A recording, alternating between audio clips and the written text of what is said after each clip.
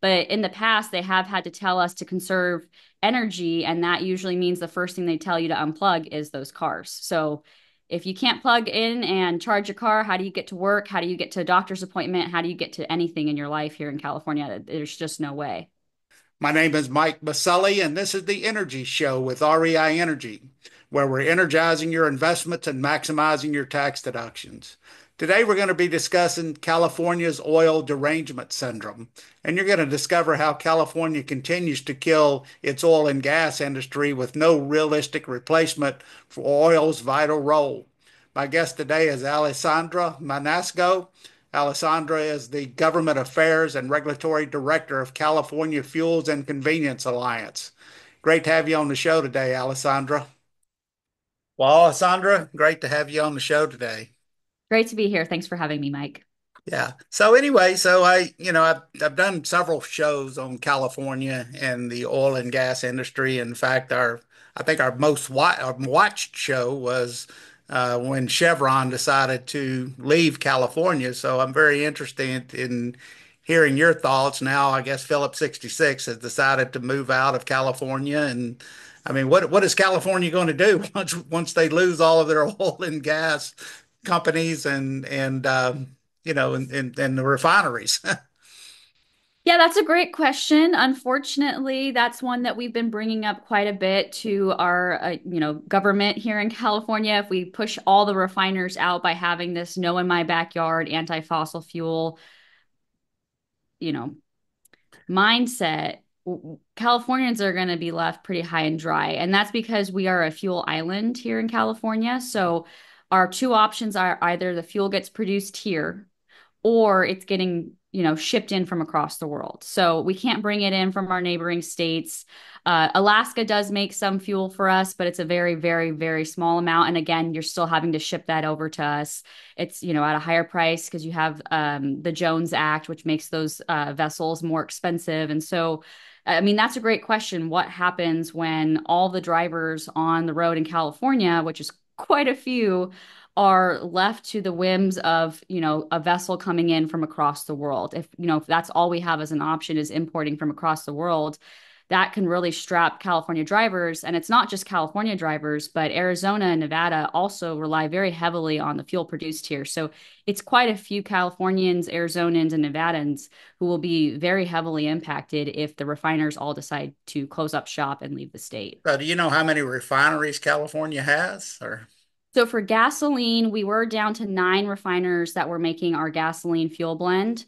We're now, after the Phillips 66 LA refinery just announced, as you mentioned, that it's going to close the LA refinery. Phillips 66 will still operate in California, but they are closing that refinery, which I believe it counts for about 8% of the fuel for Californians.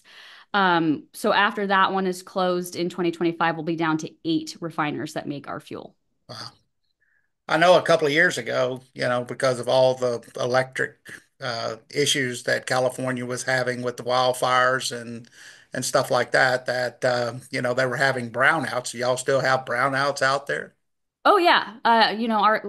Unfortunately, if there's really bad winds and there's fires going on, it's not just brownouts. I mean, people will be without power for multiple days on end, especially if you're in a high risk fire zone. And so, usually the first thing the state tells you is unplug your cars. If you have an EV, unplug them. Don't be charging them. If we're going to go into a power outage, if this last summer we were lucky enough that we had enough power supply to keep the lights on, keep the AC running.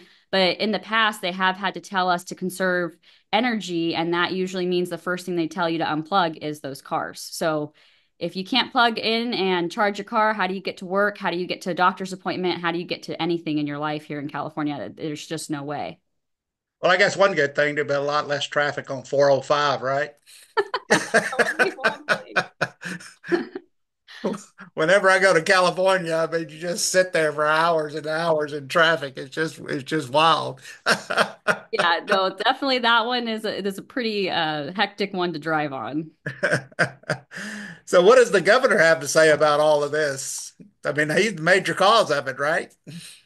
So yes, he is the one who has convened this past special session. He also convened a previous special session about 2 years ago on gas prices. So The first special session was originally in the fall of 2022. There was a lot of talk about California's gas prices being very high. Folks, especially voters, were pretty upset that prices were so high. And so he convened the first special session in 2022, originally with a proposal to do a windfall profits tax on refiners because he said the refiners are gouging. It has nothing to do with California's $1.30 in taxes, fees, and environmental program. It has nothing to do with all our really high operating expenses here in California, like labor, utilities, rent. It's not that's contributing to the high gas prices. It's not the fact that we have an incredibly tight supply because the state has pushed all the refiners out of the state. And so we're now down to a very small amount of fuel. It's not because our fuel blend is the hardest, most expensive to make because it's the cleanest in the world. It has nothing to do with that. It's just because the price gouging from the refiners that coincidentally aren't price gouging anywhere else in the US. It's just Californians they want to price gouge, right? So that was the messaging. And so he initially wanted to do a windfall profits tax. That didn't go over very well. Most economists will tell you a windfall profits tax does not work out well in the end. Yeah. We've seen them in the past. It's not a good outcome. And so he had to walk back from that initial proposal. And then he moved over to saying, okay, we're going to do all this data collection on refiners and fuel marketers. And I'm going to give the CEC, the California Energy Commission, the authority to implement a gross profit refining margin cap on refiners. So they can determine what profit is the max profit that a refiner can make. And if they go over that profit, what the penalty structure would be. So that was that first special session. Out of that special session, there was a lot of data collected. Many months of the year, refiners are actually losing quite a bit of money, pretty substantial amount of money. And so they shifted the focus now with this special session on price spikes. So what happens in California's market is because we have such a tight supply, basic law of supply and demand. If your supply is really tight, but your demand is inelastic, which for gasoline in California, it's extremely inelastic demand. People aren't going to go to public transit because we don't have it. People aren't going to ride a bike because they're commuting, a good hour to work in a car. So when the demand's inelastic and we have any just minor disruption in our supply because it is so tight, what we see happen is prices spike. And so what this past special session this fall was looking to do is try and mitigate those price spikes. So there's actually quite a few ways you can help mitigate these price spikes. The number one way is to increase supply. But that wasn't the proposal from the governor. The proposal is to require refiners to maintain a minimum reserve of finished refined gasoline. That if we end up in a supply disruption, if there's a price spike, then you can resupply the market with that reserve gasoline. Now, where we've seen other reserves is obviously the US maintains a strategic petroleum reserve, but that's maintained by the government. It's also usually crude oil, not finished refined products. And that's usually used in times of disaster. So think natural disaster, you're going to tap into that supply to make sure that everything keeps running. This would say that the refiners, the private businesses, have to maintain this reserve. And the California Energy Commission can tell them how much of a reserve to maintain. And it's still up in the air because it's over to the California Energy Commission to determine, how many days of supply refiners have to maintain, and when that would get put out onto market. We don't know who would be responsible for that drawdown mechanism. And essentially, the bill says that if the refiners are not compliant with that, whatever the CEC determines, they could get fined anywhere from 100,000 all the way up to $1 million per day. So that obviously has huge concerns because there's potential for artificial shortages because of this minimum reserve and compliance requirement. And there's also the potential that this will actually increase prices because this is a whole new supply that the refiners can't put out onto market. They can't make, money off of it. They have to hold on to it. And so that's a new operating expense for them to maintain. So we actually might see prices increase year round to maybe save drivers a couple cents a gallon if there is a price spike. So, California always has the highest prices in the country, right? As far as gasoline prices, whenever, I mean, what is that? Usually $1, $2 more than anywhere else in the country. I think we average about $1.50 more than the national average. And that's simply because of all the taxes that they put on gas, or or is that just The way I always communicate it to people is I look at it in three main buckets for why we have higher prices here in California. So the first bucket is, like you said, taxes, fees, and environmental programs. So we're at $1.30 every single gallon in California. So there's 60 cents right now for the state gas tax that goes up every single July. There's obviously the federal excise tax that everyone has to deal with. We have our state and local taxes, which are pretty high. And then we have what is known as the low carbon fuel standard here. So LCFS program that accounts for 10 to 12 cents per gallon of gas. And then we also have cap and trade program, which accounts for the rest to get us up to $1.30. So if you put all that together, that's kind of your price floor, right? Like at least $1.30 per gallon, every single gallon is going to not the fuel industry, it's just going straight to the government. Then the second bucket, I would say, is the fact that we're operating as a fuel island. We can't turn to our neighboring states if there's a supply disruption or if we want to bring more fuel into our market. It's like I said, it's either produced here or it's being brought in by ship from across the world. So when you're operating with very thin supply, and the demand is extremely high. We have a lot of drivers on the road here in California. Basic economics is that prices increase. And then the third bucket think is the reason for why we have higher prices is all of our operating expenses here in California are just so high. So labor costs are extremely high. Utilities, we were just talking about, if the power goes out, but also our utility rates are just extremely high here, and that has to feed into that end price of gas. Our rent is extremely high. Our commercial rent is high. Insurance prices are high. Everything is just extremely expensive to do business here in California. And that all has to get baked into that end price of fuel. And then, like I said, we have a special blend of fuel that we use here in California, carbob fuel, and it's much more expensive and harder to make. And so then that also makes it a higher priced item. So all those kind of feed together to get that higher price. and then not counting the trucking costs, right? Because I'm sure they have taxes that they have to pay when they move fuel across the country or across the state. Yeah, and our trucks have to be some of the cleanest in the world. We have quite a few regulations on our trucks. The state actually just said that we're going to phase out internal combustion engine trucks. And if you look at the price differential between a gas powered, diesel powered truck versus an electric vehicle truck, which I mean, right now on the market, there's hardly any if you're looking at like a class 8 truck. It's like 4 times the cost of a diesel truck. So trucking costs right now are bad, but I mean, it will just become exponentially worse in the future if we do move over to these electric vehicle So do they alternatives. still have the mandate where everyone's going to have to move to electric by 2035? Yeah, so there's the 2035 mandate for the light duty side, and then they also have the heavy duty, it's known as advanced clean fleets. So medium and heavy duty trucks will also have to go electric over the next decade or so. Well, that's just going to increase prices even more. I mean, because people, we're seeing across the country. I mean, a lot of these dealerships and a lot of these manufacturers, they're losing money on trying to build these electric cars, and and unless they come out with a cheaper alternative, I don't see that happening in the future. So, I think there's going to come to a point where Californians going to have to make a decision on whether or not they want gas-powered cars or they want to stay with Newsom or they want to go another direction. I think y'all have already tried to impeach him twice out there, haven't you? Yes, there's been a few recall efforts that have not been successful. But what I will say on the electric vehicle side, it's not even just that the price of the vehicles are higher than your traditional gas or diesel powered vehicles. It's also that we don't have the infrastructure for them. So we don't have chargers for them. We don't have the grid that's capable of maintaining even our current energy needs, let alone if you hook up all these electric vehicles or these electric heavy duty trucks, one electric heavy duty truck that's of the highest, like a class 8 truck, could take the amount of power to charge that truck could be equal to like a small town. So Yeah. we do not have the infrastructure for these vehicles. Our grid cannot handle them. We don't have the charging infrastructure across the state. We're going to need a significant, probably in the trillions of dollars, increase in build out to our infrastructure. And so, yeah, everything is going to become much more expensive. And if all those things are now getting charged on the grid, ratepayers are also just going to pay more.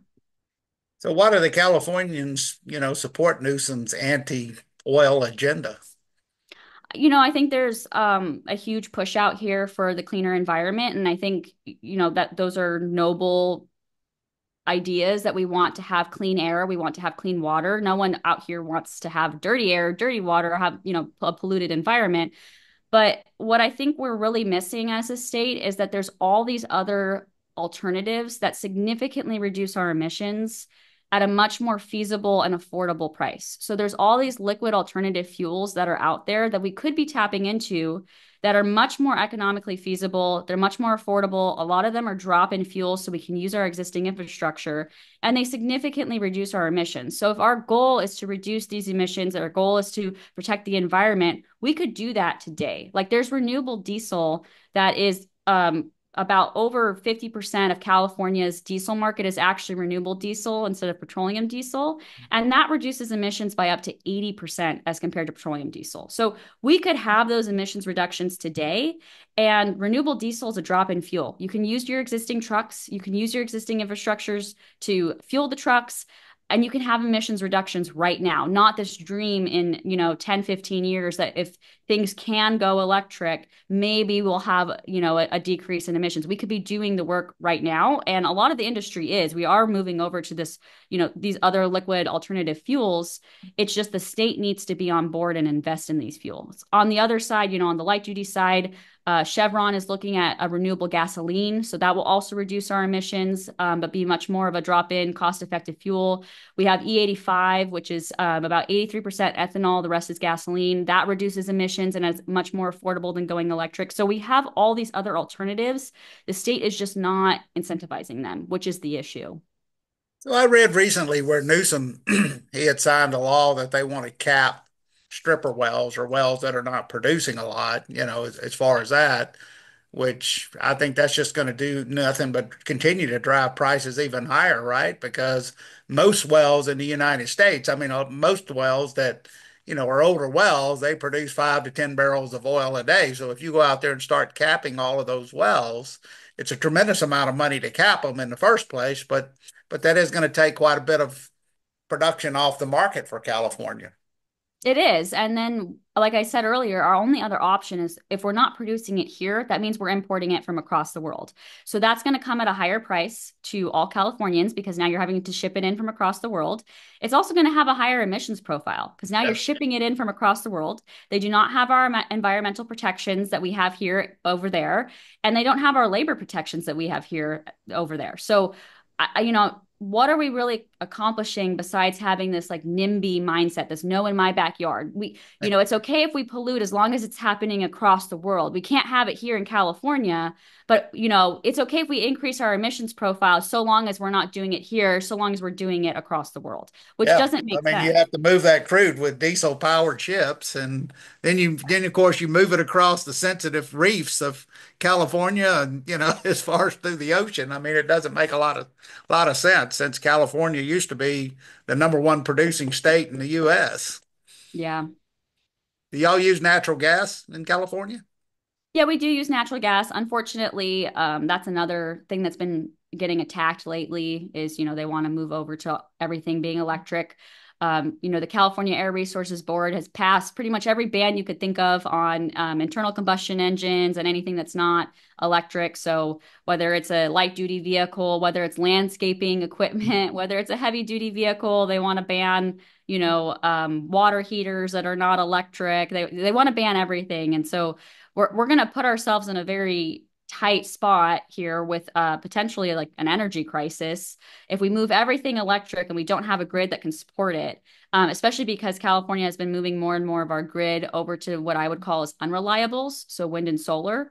While they're, a great item to add energy to the market, they surely cannot replace our current energy needs. And so we're going to make a more unreliable grid and put more and more things on and reliant on that grid. It's just, I mean, we're setting ourselves up for disaster, unfortunately. Does Newsom embrace nuclear power or not?